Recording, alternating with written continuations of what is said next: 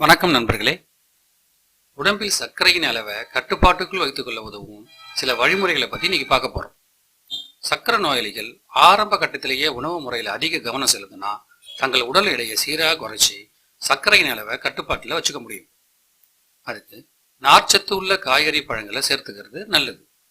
முருங்கைக்கீரையை நாள் தவறாம நெய் விட்டு வதக்கி பொரியல் செஞ்சு பகல் உணவில் சேர்த்து சாப்பிட்டா சர்க்கரை அளவு குறையும். வெங்காயத்தின் முக்கியமான பயன் இன்சுலினை தூண்டுறது. அதனால வெங்காயத்தை பச்சையா சாப்பிடணும். அதாவது வெங்காயத்தை சிறு சிறு துண்டுகளா நறுக்கி 100 கிராம் அளவுக்கு எடுத்து தயிரில் பச்சடியா தயார் செஞ்சு சாப்பிடணும். இல்லைன்னா கேழ்வரகு, கோதுமை போன்ற கஞ்சிகளில் கலந்து கூட சாப்பிடலாம். தினசரி காலையில் வெறும் வயிற்றில் 4-5 பாகற்காயை பிழிந்து சாறு எடுத்து சாப்பிட்டு வந்தா நல்ல மாற்றம் தெரியும். அல்லைன்னா பாகற்காயை நன்கு காய வச்சு பொடி செஞ்சு காலை இரவுன 2 வேளையும் தொடர்ந்து சாப்பிடக்கூடியவர்களுக்கு கண்டிப்பா சர்க்கரை நோய் குறையும்.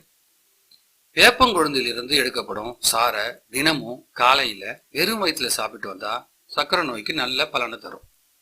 அதே மாதிரி தென்னம்பாளைக்குள் இருக்கும் தென்னை மரத்து பூவை நல்லா காய வச்சு அதை பொடி செஞ்சு காலையிலும் இரவிலும் தொடர்ந்து சாப்பிட்டு வந்தோம்னா சர்க்கரை நோய் கட்டுப்படுவதோட இல்லாம சர்க்கரை நோயால தளர்ந்து போன நரம்புகள் அனைத்தும் சரியாகிடும். இதனால நம் கண் பார்வை தெளிவா இருக்கும். நாட்டு மருந்து கடையில கிடைக்கும் நெல்லிக்காய், கடுக்காய், தாண்டிக்காய் அடங்கிய திரிபலா அப்படிங்கிற சோரணத்தையும் சாப்பிடும் பொழுது சர்க்கரை நோய் முழுமையா கட்டுப்படும். உணவில் 1 கிராம் அளவுக்கு லவங்கப்பட்டைய 1 மாதத்துக்கு சேர்த்து வந்தால் இரத்தத்தின் சர்க்கரையின் அளவு குறையும். வெந்தயத்தில் அதிக அளவு நார்ச்சத்து இருக்கு. மேலும் பசியை மந்தப்படுத்தி உணவை கட்டுப்படுத்துறதால சர்க்கரை நோயையும் அது கட்டுப்படுத்தும். ஆனா சளி தொல்லை உடையவர்கள் வெந்தயத்தை அதிகமா சாப்பிடக்கூடாது. சிறுகுறிஞ்சானுக்கு சர்க்கரை கொல்லி அப்படின்னு இன்னொரு பேரும் இருக்கு. நாட்டு மருந்து கடையில கிடைக்கிற இத காலை மாலை 2 வேளையும் சாப்பிட்டு வர சர்க்கரை நோய் கட்டுப்படும்.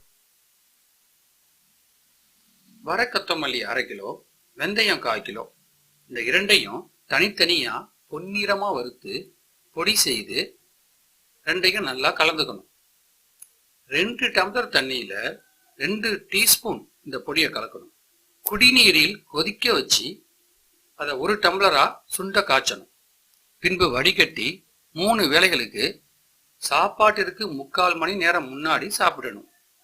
இதை செஞ்சதும் குறைந்தது 3/4 மணி நேரம் தண்ணீரை தவிர வேற எதையும் உண்ணக்கூடாது. மேலும் இது போல பயனுள்ள மருத்துவ தகவலை பெற எங்கள் சேனலை சப்ஸ்கிரைப் பண்ணுங்க. நன்றி, வணக்கம்.